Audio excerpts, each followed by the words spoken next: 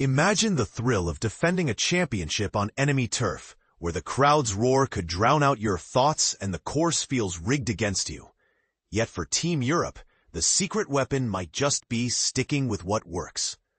That's the buzz surrounding Tommy Fleetwood and Justin Rose as they gear up for the Ryder Cup at Bethpage Black, a challenge unlike any they've faced.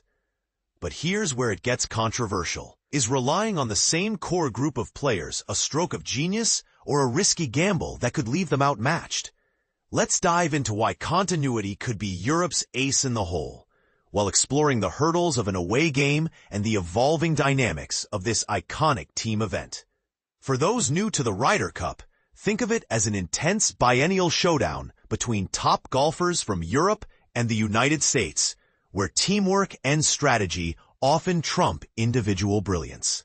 This year, Team Europe is defending their title from the 2023 victory in Rome, and they're bringing back a remarkable amount of familiarity. Tommy Fleetwood and Justin Rose, both veterans of that triumphant squad, are among 11 players, plus Captain Luke Donald and 4 vice-captains, who are returning for the New York Showdown. This level of continuity is unprecedented, offering a sense of cohesion that could prove invaluable. Yet, as Fleetwood and Rose point out, playing away from home is a whole different ballgame. Picture this. The U.S. team benefits from a passionate home crowd that can energize their players and intimidate opponents, not to mention having control over how the course is set up. Think pin positions and tee boxes designed to favor their strengths. It's like playing in a stadium where the fans are rooting against you, and the field is tilted in your rival's direction. With these advantages in mind, Captain Donald is adamant that his strategy won't simply copy the Rome playbook. Instead, he's adapting to the unique pressures of Bethpage Black, ensuring the team evolves rather than repeats. And this is the part most people miss, the power of partnerships. In Rome, Fleetwood teamed up with Rory McIlroy in a duo they nicknamed Fleetwood Mac, securing 2 crucial points in foursomes matches.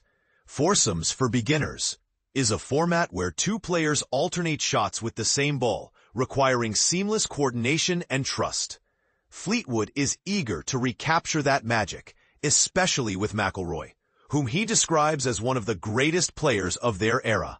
Whoever gets to play with Rory this week, what a privilege, Fleetwood enthuses.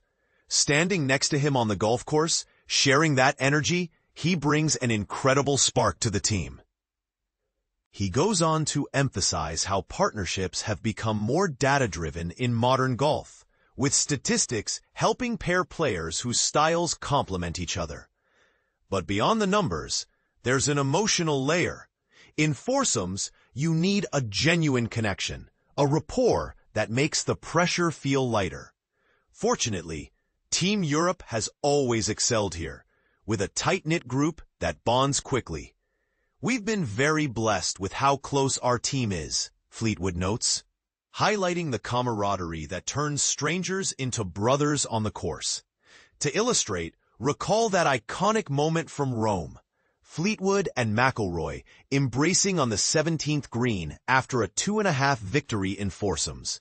It's a snapshot of the synergy that could be key this week. While this year's team has just 1 rookie in Rasmus Højgaard, Fleetwood's debut squad in 2018 had 5 newcomers, including himself, Jon Rahm, and Tyrrell Hatton. That Paris team was a mix of fresh faces and legends like Rose, Ian Poulter, Sergio Garcia, and Henrik Stenson. Now, with 3 of those 2018 rookies still in the fold, it's like witnessing a smooth transition of the guard. Fleetwood reflects on his first Ryder Cup. We walked into a locker room full of Europe's Ryder Cup icons. It was inspiring. Over the years, the team has evolved, blending experience with new talent, much like how sports dynasties refresh while retaining core strengths. Rose, at 44, is the oldest player on either side by 7 years, making his 7th appearance after debuting a decade before Fleetwood.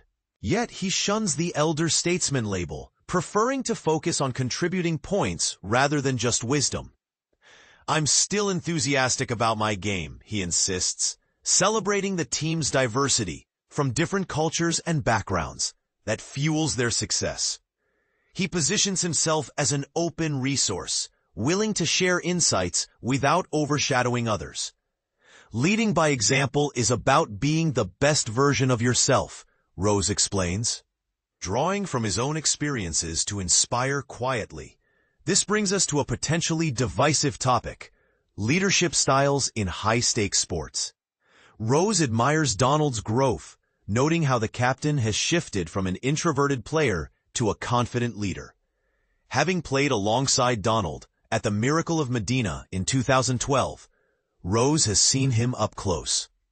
Luke has invested tremendously in himself, he says, praising Donald's consistent communication and decision-making that frees players to focus on golf. But is this hands-off approach the ideal for every team?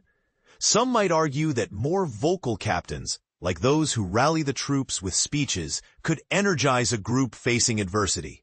What do you think? Does quiet leadership win Ryder Cups?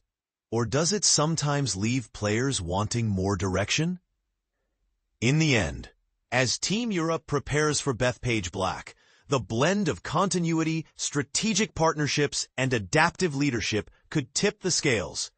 But with the home advantage looming large, is this reliance on familiar faces a bold strategy or a blind spot? Share your thoughts. Do you agree that experience trumps innovation in team sports? Or should Europe shake things up more? Disagree with Rose's view on mentorship? Let's discuss in the comments. Your opinions could spark the next big debate.